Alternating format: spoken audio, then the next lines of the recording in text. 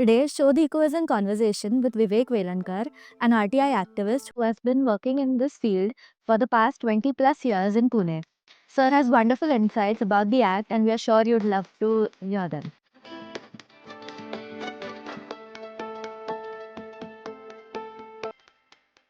Sir, RTI is completing 20 years in October. Could you please brief our viewers about what exactly RTI is, what are its principles, and what are its needs? Basically, Right to Information Act came in the entire country on 12th of October 2005. The basic principles underlying are transparency and accountability of bureaucracy for people. See, we have established in 1950 democratic republic status, Lokashahi Prajasattak. Prajasattak means Praja is the king, and whosoever working in administration and bureaucracy are all public servants.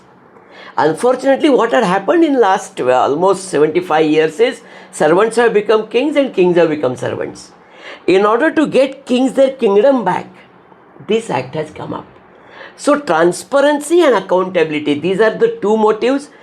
In India, 1923, Britishers brought in an act called as Official Secrets Act. They brought in because they never wanted Indian natives to know how Britishers are looting this country. So they brought in this act so that nothing in governance should go out. 1947, Britishers went out.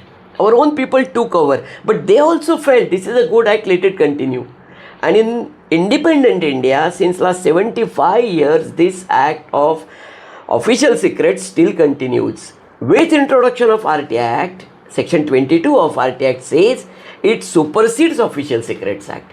So the culture of complete secrecy in bureaucracy or administration for almost 83 years is now getting changed into transparency. So that was the basic motive. Second is accountability of governing people to the governed. One must understand that the people working in bureaucracy, people working in administration, they are public servants, and their role is to satisfy the owners or the kings. And every citizen in this country is not only the owner, not only the king, he is also financer to the government, because he pays the tax, entire administration and country works. So if he is paying the tax, he must know what is happening to my tax money. So that accountability has got established in this act. This is one of the best examples of people's participation in making an act, because this act came up after a lot of deliberations, not only within the parliament but with people also.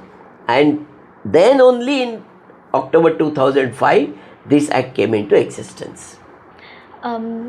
Sir, what first motivated you to use the RTI Act, and was there any specific incident that occurred that shaped your path as an activist? Well, it was incidental, to be frank with you. I think it was 2004 when Pune roads were very bad, and that year was year of parliamentary elections and then assembly elections. Both happened. Nobody talked about the bad roads. So finally I thought that now it's time to approach court of law. So I filed a suit against PMC, and my only demand in that suit was, if you are not repairing roads, we are happy with it, but at least the road tax which you are collecting, give us back. So that was my basic case, and with that case I attached some very important letters of orthopedic surgeons explaining what impacts the potholes have on human body, and some auto experts that what impacts are happening on vehicles because of the potholes. And then when the court issued a summons to municipal corporation to give their say, their lawyers were very whimsical. They said we have to negate everything. So they gave an affidavit in the court saying that potholes are neither injurious to human body nor injurious to vehicles also. So that was the last straw on camel's back. So I then took help of media, and then there was a lot of hue and cry in the media on this, and then PMC had to take back that affidavit. But then if I have to fight the case, issue was entire information was with PMC. And I had no information other than paper cuttings and photos. But that doesn't work in court of law. So one of my friend who advised me, because that time it was the Maharashtra Right to Information Act, which came into existence in 2002 because of Anna Hazare. So between 2002 and 2005, the Maharashtra Information Act was existing. So he told me that whatever information is available with PMC, you can get that information from PMC itself by using this act, and then you can use it in court of law. So I filed several RTI applications basically about blacklisting of contractors who are doing bad jobs, then guarantee warranty clauses of the road building and so on and so forth. And I got huge information. So that time I tested first time that this is the useful tool. And in 2005, the countrywide act came in. And then I said, now this seems to be a better act. So I studied it and then started teaching or taking lectures for people at large. So because ultimately this is an act made for people, so people must understand it and they should use it. So I started taking sessions for them, and then it was a very surprising thing, but Yashoda, that is a government training institute of government of Maharashtra, they approached me because they really had very less people who could talk on this, who could teach on this. Then why can't you teach our officers also? I said fine, because they also need training so that they will give information. So I started taking trainings of officers across the country, and till date almost around 1400 trainings I have taken for officers of various governments including Maharashtra also. That sounds like a very inspiring journey. So what kind of resistance did you face when you first started questioning authorities? First, basically, they were also not very clear on what to give, what not to give, and basically the mentality of years together, that was really hampering, because they were having a mentality that it's our information and how somebody can demand for it. So to come out of that, it took time. But when they understood that this person is not going to stop, so then they started cooperating. And then, as time passed, they also knew that this is an act through which we have to provide information, whether we are willing for it or not, but it is an act, so we have to provide the information. And that's how they started dissipating information, but it took time. And incidentally, there is a section in this act called as Section 4, Proactive Disclosure, which says that a lot of information needs to be provided by all these government, semi-government authorities proactively. People don't have to ask for it. Unfortunately, now it is almost 20 years, but still authorities have not done a good job on this. Many things they have not yet published. Many local self-government institutions like Gram Panchayat, Jilla Parishad, they don't know even such section exists after 20 years of existence of the act. So lot of things are still not published in public domain which they should have published, and people have to ask under RTI the same information which they should have published proactively. So that is still creating a trouble, but ultimately it's a people-friendly act. And let me tell you one thing, that since last 20 years I am in this field, I am seeing that this is the act. See, all other acts are such that people have to follow and government authorities have to watch whether they are following the act or not. If not, they will punish. This is the only act where government authorities are supposed to follow and people are supposed to watch whether they are following it or not, and then they can go up to information commissioners to see to it that the officers are penalized. So there is a lot of resistance, that how people can ask us and how we can be monitored by people when we are here to monitor people. So that mentality still exists, unfortunately, though it is gradually going down, but it still exists. Okay. And in your experience, how has the RTI Act changed the government at the local level in Maharashtra? Has there been any change, or do you think otherwise? I would say to some extent. Okay. Not to a large extent, because especially today also at Gram Panchayat or Jilla Parishad level, Nagar Parishad level, it is still not percolated that much. In municipal corporations or collector office, revenue offices, police headquarters, they are aware of this act and they somehow respond. But when it goes to a local or lower level, they still are not aware, and also they are not very responsive. But people are still filing, still fighting, and they are getting some information, but not 100%. Okay. And has the act, like you said, it has somewhat increased the accountability, but how will it actually increase accountability manifold? Well, two things are required. One is the authorities, what they are supposed to do as per Act Section 4, they must do it in toto. That so much information proactively to be put into the system so that people will know a lot of things automatically, and it should be constantly updated. There is a government circular saying that, as far as at least in Maharashtra, every 3 months whole information which is publicly given should be updated. They are not doing it, that's a different issue. So that is one side of it. And second, this act must reach people. See, today, after 20 years, the 2023 data is available on the Information Commissioner website, which says that up to 2023, average filing of RTIs in Maharashtra was hardly 8.5 lakhs. Maharashtra population is almost 13 crores. So not even 1% people are using this act after almost 18 years, because it's a 2023 data. 2024-25 data is still not published. But not even 1% people are using. Actually, this should be used by at least 10% people.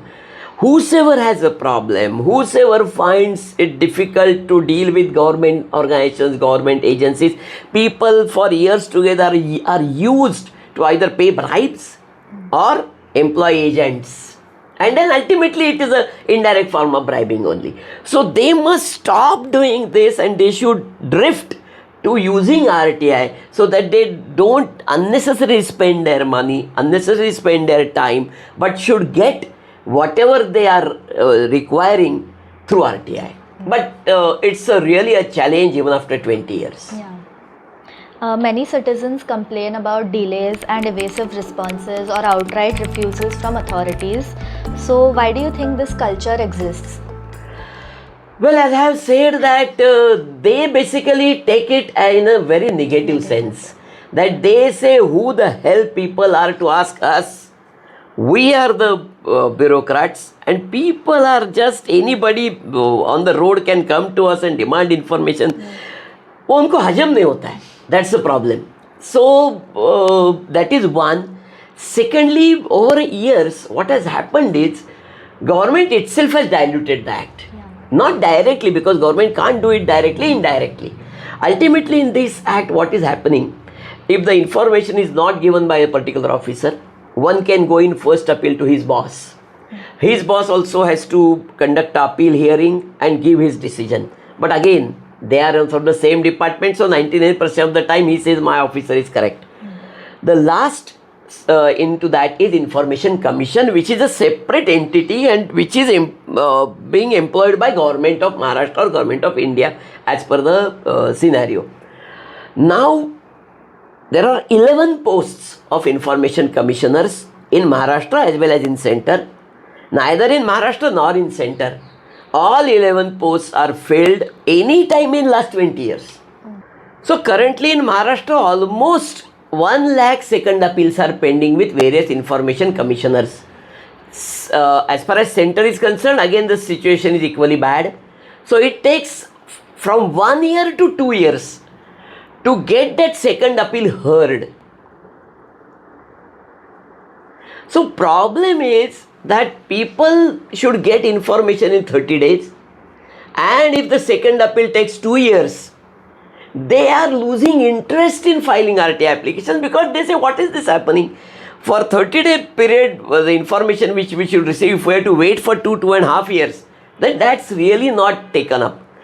So the officers, who are supposed to give information, they are now relaxed. They understand the situation that even if I deny, even if I don't give, even if I give some wrong information, even if I give some half information, or even if I deny the information, still to go up to information commission level and get the final decision, it's going to take not less than 1.5 years. So they have become relaxed. Secondly, there is a power with information commissioners that they can penalize the erring officers, which they are reluctantly using. Today the data shows up to 2023 in Maharashtra, hardly out of 100 second appeals going to information commissions, hardly one will get penalized. So from that angle also they are बिंदास्त हो गए वो लोग कि अभी no penalty is going to come up to us at the most what information commission will say give the information so let people wait for 2 years. So that type of tendency is getting built up, and that is really a big hindrance as far as information getting by citizens is concerned. So it's a bad thing, but see, one must understand neither bureaucracy nor government are interested in getting this act implemented in toto, because they brought in this act. See, one must remember in 2005 all political parties together brought in this act in parliament. They passed it, but they never thought that people will use it. They said so many acts have been passed and people are not using it, so this is only a lip service we can give to people. We have passed RT Act, but they will not use it. But that intention was completely thwarted by people, and people have started using it, and administration as well as bureaucracy and politicians have started getting a heat of it. So they said now we cannot take back this act, so it's better that we keep it on ventilator. ये मरना भी नहीं चाहिए और जीना भी नहीं चाहिए. So that was the intention, and that is the today's situation of this act. But still people are filing RTI applications, still there are informations are being given to people, people are extracting informations, so that's a positive side of it. Okay. And could you share a couple incidents where the RTI application led to major systematic changes? Okay. Maybe one or two I will tell you. See, issue is the most opaque area in our country is toll. सब बोलते हैं toll में झोल है. Why? Because there is no transparency and accountability. Nobody has seen so far how a toll contract looks like. For how many years, what are they supposed to recover and how much they have put in and anything. 2016, there was a landslide on Mumbai-Pune Expressway, and the entire traffic got stalled. So that time there was a debate on TV, on ABP Baza, and I was called on that debate. I asked the people from Mumbai that who is responsible for maintaining this road. They said we want to see the contract. I said you also have not seen the contract. When can we see the contract? So I filed a RTI complaint to Information Commission Mumbai, and he was so responsive. Next day he issued notices to Chief Secretary Maharashtra State, Additional Chief Secretary PWD and Managing Director MSRDC that all the toll contracts as well as the vehicles plying on each toll road and the toll collection, everything should be in public domain. Nothing happened in 1 month. So there was a hearing after that, and then finally they have fall in line. Entire country, only Maharashtra, on the websites of MSRDC and PWD, this information is available for people. What is the toll contract, and basically on each toll booth, how many vehicles plied on that road and how much toll got collected, vehicle category wise. How many cars, how many trucks, so on and so forth. So that was one success, I can say, success story. One more I would say, it was an old story around 15 years ago. What happened was BSNL, and a lot of complaints were there. BSNL phones are dead and BSNL is not looking into it. So I applied under RTI to find out what is the timeline in which they should do it. And I got an answer, a circular, which said that Within 3 to 7 days, if they do not repair the telephone, then 7 days rent is waived off. Between 8 and 15 days, if the telephone is not repaired, 15 days rent is waived off. If it is more than 15 days in a month, entire month rent is waived off. Because that time it was majorly landlines. Then I put them to the task, and because of this, I remember that somewhere in 2010, BSNL had to pay almost 1.5 crores to 22,000 consumers whose phone was dead for more than 15 days. So such things also happened. I compelled this MSCDCL under RTI section 4. They are supposed to put all information in public domain. There is an information that what norms are applicable to them, in how much time they should repair the things and bring back the power. And those norms, they were not published in public domain. People were not knowing about it. I made them to publish it. First time in history of MSCB, those norms were put on notice boards of Pune, the all offices of MSCB, that these are the norms applicable to us, and because of that, that mounted a pressure on them to give the services in time. That sounds great. With digitization and open data initiatives, do you feel the relevance of RTI is reducing, or is it becoming more crucial? See, basically RTI started talking about digitization 20 years back. Yeah. We are talking it now. RTI Act section 41A says all government departments, every document should be digitized. Yes. In 2005 it said that. So they said it should be paperless office. Unfortunately that has not happened. That's a different story. So basically digitization start is from RTI. Yes. And open information, unfortunately, as I have said, that still government organizations are not very open to open the information. Yeah. That's the unfortunate part of it. But still we are trying, we are struggling, we are trying to see that maximum information comes into public domain so people will know about it, and that will help not only people but also policymakers, that if there is resistance from people. I will give one small example. There was information which I got under RTI saying that Pune Municipal Corporation had decided to build 5 air-conditioned toilets at the entry levels of Pune, saying that people need toilets. Yes, people need toilets is a true thing. They need only clean toilets having good water supply. Nobody needs AC because Pune is not in Sahara.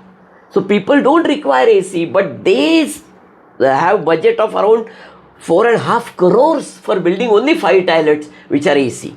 When I raised voice against this because of this information, Pune Municipal Corporation had to act on that, and they said okay, we will build only toilets. ACs will not be installed in that.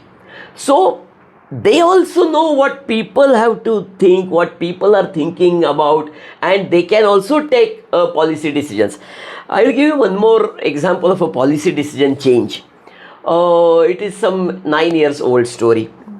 I was thinking that how PMC is ordering medicines, because they purchase 7 crore rupees medicines every year to be distributed in their own dispensaries and hospitals. So I thought Crocin के लिए अलग tender, Anacin के लिए अलग tender. ऐसे करते क्या करते?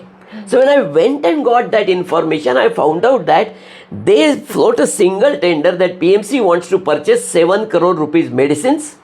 The list will be provided separately. Whosoever can give highest discount on MRP will be awarded the tender for all 7 crores. And that time it was around 20% discount was the highest discount which was offered, and tender was allotted to that particular party. When I went through the bills under RTI, I found out that something is fishy. So I took one bill which they paid and went to one of my pharmacist friend. He glanced through the bills. He said 80% of these medicines are generic. And on generic you get around 80% discount. So what is this 20%? So he told me, okay, you go to the distributor and you yourself purchase some one strip of those medicines which they have paid, and let's see, compare and we purchased those one strip of those medicines, and comparison was the medicine which PMC got in 120 rupees, we got in 20 rupees. We went to municipal commissioner, sir, this is what is happening. So he said, what to do? We said, sir, only do one thing. Make two columns. One, discount for branded medicines and discount for generic medicines. People have to quote both. And you will not believe, the first year itself, the branded medicines discount was 20% only, but generic medicines discount was 60%. So PMC started saving around 2.5, 3 crores, and today the situation is branded medicine discount has come to around 35% for PMC, and generic medicine discount has come up to 75%. 75% discount. So basically, to change their procedures, to change their systems also, RTI is useful. And if the person sitting there, if he is really cooperative and he understands the importance of the issue, they also cooperate. That's good. And what are your thoughts on the government's move towards more proactive disclosure, and has it been meaningful? Well, as I have said earlier also, that proactive disclosures are not happening, unfortunately. No government organization has given a justice to it till date. Forget about the updation of those records, at least the basic information is not provided.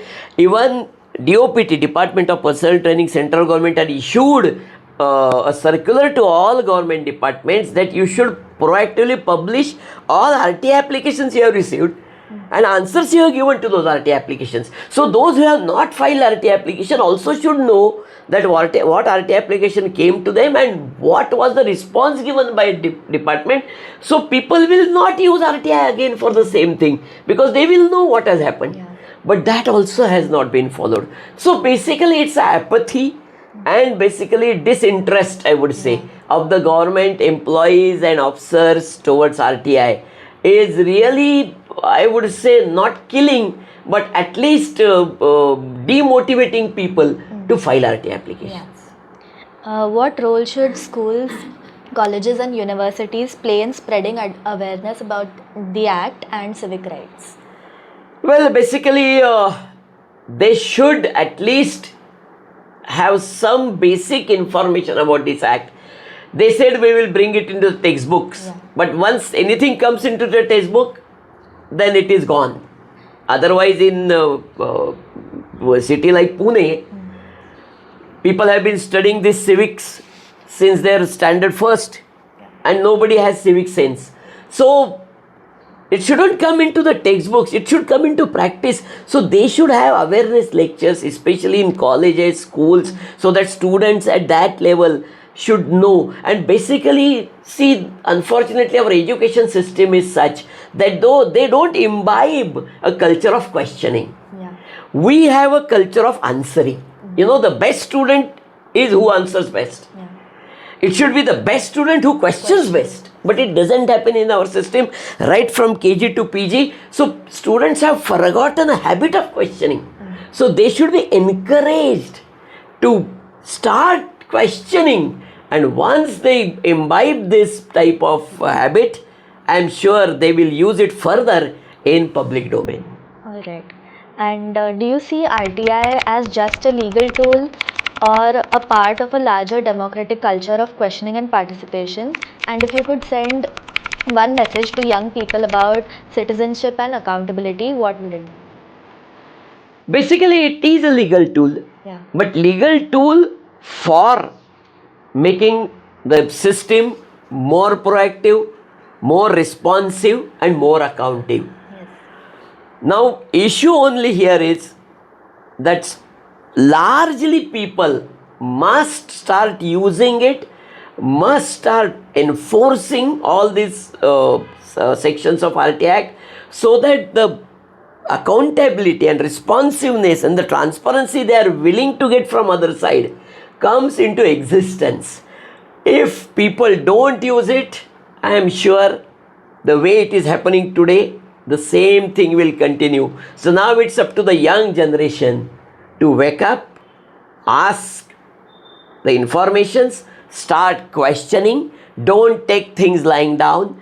It is their right as citizens to know everything and anything happening in governance. Then only governance will become more responsive and more proactive. All right. Thank you. Like, share, and subscribe to Shoriko.